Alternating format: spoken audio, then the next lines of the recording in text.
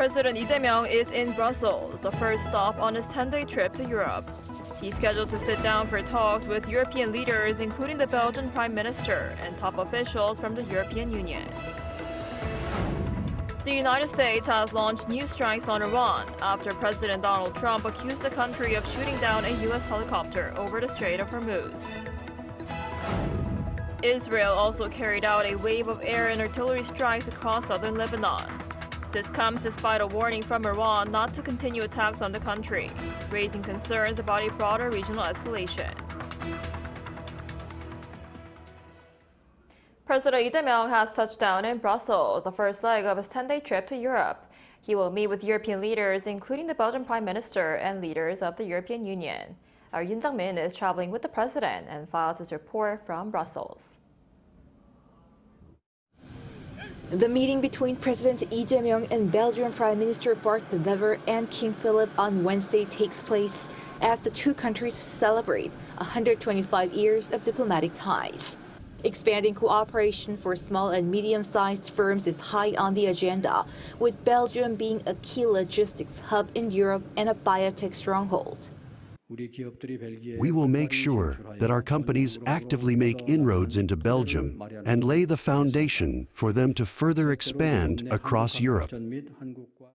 There is also a focus on culture and education exchanges, such as expanding Korean studies at Leuven University and Ghent University in Belgium. Later in the day, President Yi will also meet with President of the European Council Antonio Costa and President of the European Commission Ursula von der Leyen, building upon their last meeting at the G7 summit in Canada. We share similar values with the EU, such as a norms-based multilateral global order, democracy, and market economy. It is a crucial partner for us to upgrade ourselves into a diplomatic powerhouse as a member of G7+. The leaders are expected to discuss increasing trade and economic growth amid growing global protectionism. The 27-member European bloc is South Korea's third-largest trading partner. They will also discuss bolstering security cooperation and joint efforts to tackle transnational crimes such as drugs and terrorism. In 2024, the two sides adopted a security and defense partnership. The leaders are also expected to address regional security on the Korean Peninsula and the Middle East and look to cooperate on energy and supply chains. It is President Yi's first trip to the bloc since taking office, signaling his administration's fully fledged diplomacy with Europe amid complicated geopolitics. Yoon Jung-min, Arirang News, Brussels. And staying in Brussels, President Lee Jae-myung has met members of the Korean community in Belgium and vowed to make a better Korea. During the meeting on Tuesday, he said the martial law declaration by his predecessor in 2024 and consequential changes must have concerned many overseas Koreans, but the country is recovering in a short period of time. He promised to make Korea a country that overseas Koreans can take pride in. On the economic front, Korea's real GDP for the first quarter of this year has been adjusted upward. Despite external uncertainties, Korea's chip exports have been doing even better than the Bank of Korea had predicted. Our Kim Do-yeon reports. Korea's real gross domestic product expanded 1.8% in the first quarter of 2026 compared to the previous quarter. According to the Bank of Korea's preliminary data released Tuesday, this represents a 0.1 percentage point upward revision from the central bank's advanced estimate. On a yearly basis, the economy grew 3.8%. The stronger reading was supported by final data indicating faster than expected progress in display and semiconductor investments. Overall facility investments surged 6.6%, while private consumption increased 0.6%. Exports advanced 5.9% on quarter, heavily backed by global demand for IT products like semiconductors. The 0.1 percentage point upward revision to the first quarter real GDP will act to raise the annual growth rate by 0.1 percentage point for the entire year. The most notable shift during the first quarter was the unprecedented surge in national income. Nominal GDP jumped 10.5% on quarter, marking the highest level since the first quarter of 1976. Real gross national income rose a record 9.2% from the previous quarter, sharply outpacing actual production growth. The central bank added that the GDP deflator rose 12.9% year-on-year due to the surge in semiconductor export prices, which significantly improved corporate profitability. The central bank attributed the unusual income surge directly to these improved terms of trade. As the price of our key export, semiconductors, has surpassed the price increases of energy like crude oil, our main import, an unusual situation has occurred where GDI has significantly outpaced GDP. If this corporate performance and nominal growth trend continues, Bank of Korea officials project the nation's per capita gross national income could reach its next major milestone much earlier than the previously anticipated target of 2028. For 2025, per capita GNI stood at $36,963. Kim Do-yeon, Arirang News. Samsung Electronics ranked first among the world's top chipmakers in facilities and R&D spending last year, with investment totaling nearly 90 trillion Korean won, or approximately $59 billion. According to Corporate Tracker CEO Score on Wednesday, Samsung's spending in 2025 on facility investment was approximately $34.2 billion, on top of more than $24.3 billion spent on research and development. The figure was almost $13.2 billion more than the spending by Taiwan's TSMC, which ranked second. U.S. chipmaker Intel ranked third on the list, while SK hynix came in fourth. The report found Samsung's investment has continued to grow over the past 5 years, rising more than $10.5 billion between 2021 and 2024. Tensions are escalating in the Middle East once again as the United States carries out military strikes against Iran following the downing of an American helicopter. Our Domoheon has the details. The United States has launched military strikes against Iran in response to the downing of a U.S. Army helicopter near the Strait of Hormuz, marking a major escalation in tensions between Washington and Tehran. According to U.S. Central Command, American forces began strikes at 5 p.m. Eastern Time on Tuesday, describing the operation as a proportional response to unjustified Iranian aggression. Iran was quick to respond, with its foreign minister taking to social media to warn that Tehran would leave no attack or threat unanswered, and that U.S. forces should leave the region. Iranian media reported that explosions were heard in the strait shortly after CENTCOM's announcement, with state media later reporting that the strikes appeared to be winding down. The strikes follow the downing of a U.S. Army Apache helicopter near the coast of Oman on Monday, from which the 2 crew members were rescued unharmed.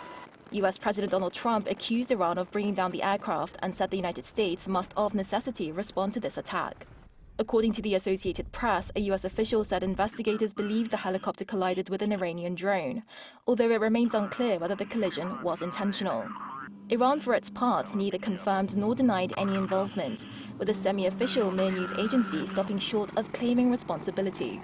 The latest developments cast doubt on Trump's claims that an Israel-Iran peace deal was close after he had warned both sides that weekend clashes were jeopardizing negotiations between Washington and Tehran.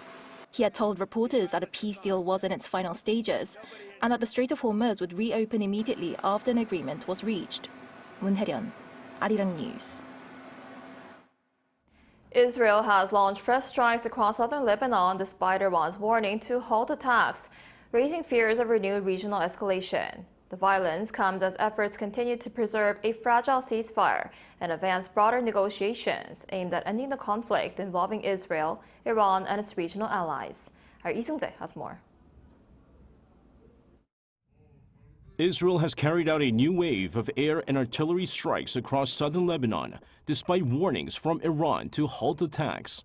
Lebanon's health ministry said at least 13 people were killed on Tuesday, including 2 in a pre-dawn drone strike near the southern city of Nabateh. The Israeli military also issued fresh evacuation orders for the coastal city of Tyre, instructing residents to move north of the Zerani River.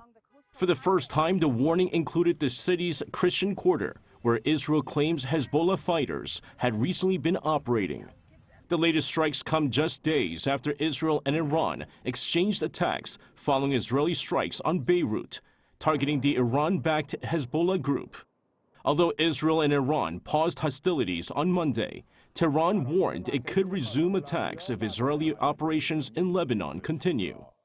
Israel, however, has vowed to press ahead with its campaign against Hezbollah, raising concerns about a broader regional escalation and complicating U.S. President Donald Trump's efforts to broker a wider deal aimed at ending the conflict involving the United States, Israel, and Iran.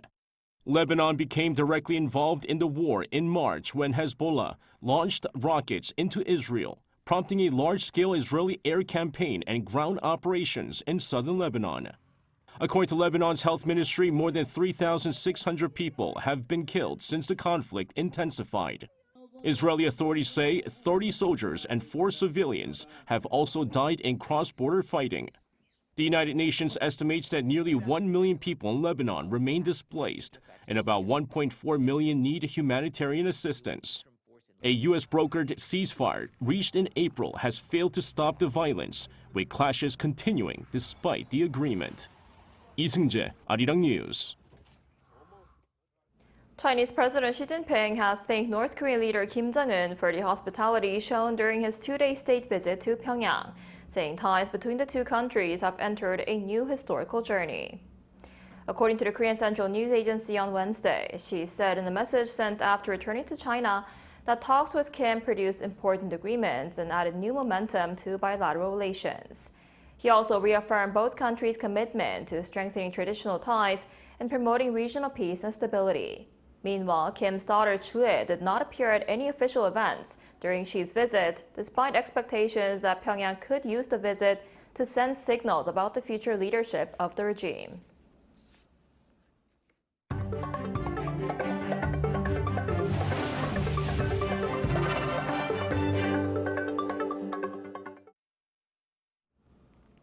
New Korean series Teach You a Lesson became the most watched non-English show on Netflix last week. According to Netflix on Wednesday, the series topped the platform's non-English TV chart after its release last week, recording 6.4 million views. It also made the top 10 in 48 countries, including the Philippines, Argentina, and Egypt. The series features the fictional Office for the Protection of Teachers' Rights, an agency created to address conflicts involving teachers, students, and parents in schools. Also on the non-English TV chart, 4 other Korean titles, including My Royal Nemesis and The Wonder Fools, ranked in the top 10. To mark the 481st anniversary of Admiral Yi Sun-sin's birth, events were held across the country to honor the naval commander's leadership and devotion to the people, while also highlighting the importance of the seas he once defended. Our Cha Eun-kyung has more. Admiral Yi Sun-sin, a national hero, sacrificed his life for his country at the Battle of Doryang on December 16, 1598. At the Memorial Park in Namhae, Gyeongsang-namdo Province, long lines of people gathered to admire his patriotism and love for the people. I am so grateful that we had someone like Admiral Yi Sun-sin. We can live in this beautiful land. At Hyunchungsa Shrine in Asan, Chungcheongnam-do Province, a symposium was held to honor the spirit of Admiral Yi, who protected the nation by securing 22 consecutive victories through meticulous preparation. Notably, this year's events also carried a message regarding the protection of the ocean, which is currently suffering from environmental pollution. His last words were, "Do not announce my death." Now, we are making his death known so that he can be reborn with a modern mission, leading the way to solve environmental issues. Alongside keynote speeches and discussions, there were commemorative performances featuring actors from the movie Myeongyang. These diverse commemorative events provided a great opportunity to cultivate historical awareness and promote environmental values through the practice of maritime conservation. Cha Eun-kyung, Arirang News. And in Korea's southern port city of Busan, the city's former mayoral residence, once a symbol of authority, long closed off to the public, has been reborn as a public space. It's attracted more than 500,000 visitors in just over a year. Our Kim So-young reports. A quiet path leads up to a wide garden and open buildings. Visitors chat, take in ocean views, and capture the moment on camera. As the sun grows stronger, Some pause in the shade, enjoying a quiet cup of tea. Inside, the space offers exhibitions, reading areas, rest zones, and educational programs, all brought together at Domoheon. I came here because I heard it was a famous filming location, but it also has a beautiful garden, an exhibition hall, and a cafe. It's a great place. Domoheon officially opened to the public in September 2024, after the former mayoral residence was transformed into a multi-purpose space for citizens. Since then, it has continued to attract both residents and tourists, recently surpassing 500,000 cumulative visitors. At the heart of its popularity is its founding theme, walk, stay, and remember. Built in 1984 and once reserved for top officials, the once restricted compound has now become an open, welcoming place for the public. Kim Seoyoung, Arirang News.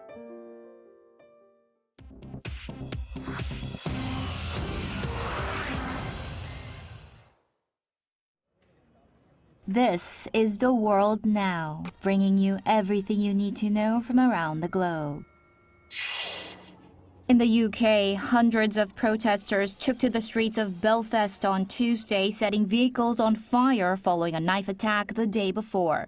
Masked youth set fire to vehicles, including a bus, and broke windows of homes across the city as police deployed armored vehicles. This followed a knife attack on Monday, over which the police have charged a Sudanese man with attempted murder. The victim of the knife attack was seriously injured with slash wounds to his face and back. Members of the public were credited by police with saving his life before officers arrived. The knife attack suspect had been granted leave to remain in the United Kingdom in 2023 after claiming asylum. Northern Ireland's political leaders jointly condemned the horrific attack and the riots and have called for calm. In Kenya, police shot dead a protester on Tuesday as hundreds demonstrated against a U.S.-backed Ebola quarantine facility. Eyewitnesses said the man died from a gunshot wound to the head. 2 people were also killed at the same site last week. A high court judge has twice ordered the government to halt construction at the military base, but U.S. aircraft have continued flying in staff and equipment. The Kenya Human Rights Commission said on Tuesday that hooded police fired live bullets and arrested 19 protesters. The 50-bed facility near Nanyuki is intended for Americans exposed to Ebola who are still asymptomatic. The Democratic Republic of Congo's confirmed Ebola cases rose to 598 on Tuesday, with 115 deaths in one of the largest outbreaks ever recorded. NASA named 4 astronauts on Tuesday for its Artemis 3 mission, a spacecraft docking demonstration next year that will test moon landers from SpaceX and Blue Origin for the first time in space. U.S. astronauts Andre Douglas, Frank Rubio, and Randy Bresnik, along with European Space Agency astronaut Luca Parmitano, will launch late next year aboard NASA's Orion capsule. The mission will not approach the moon, but will test docking with SpaceX's Starship and Blue Origin's Blue Moon landers in low Earth orbit before a future crewed lunar landing. In Japan, a bear has been captured after a multi-day hunt that shut all 94 schools in the Japanese city of Utsunomiya and kept residents indoors for days. The black bear, weighing around 100 kilograms, was first seen on Saturday. It was shot with a tranquilizer gun in a residential area and taken away in a cage on Tuesday. But authorities are keeping schools closed on Wednesday over reports of a possible second bear in the area. Bear attacks have reached record levels in Japan, with 238 casualties, including 13 deaths recorded between April 2025 and April 2026. Chu Ji-hyun, Arirang News.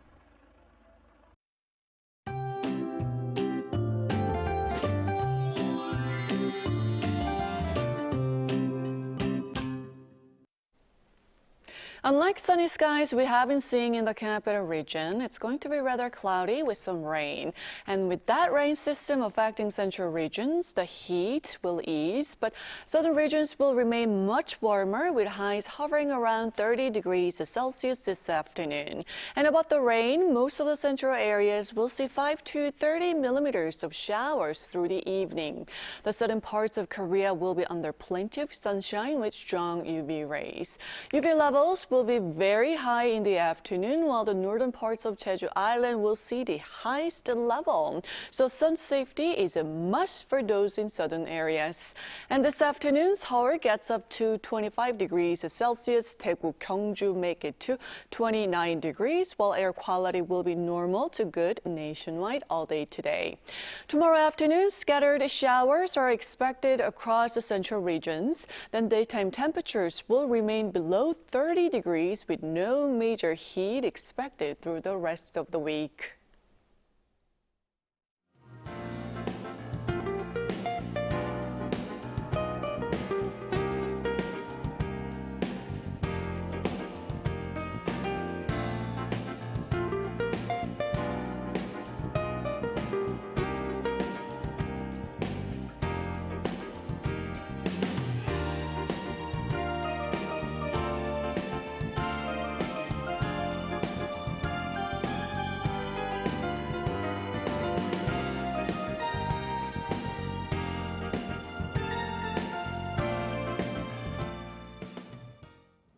That's all we have for today's noon edition of Arirang News. Thank you for watching. We'll be back at 5 p.m. Korea time. Stay tuned.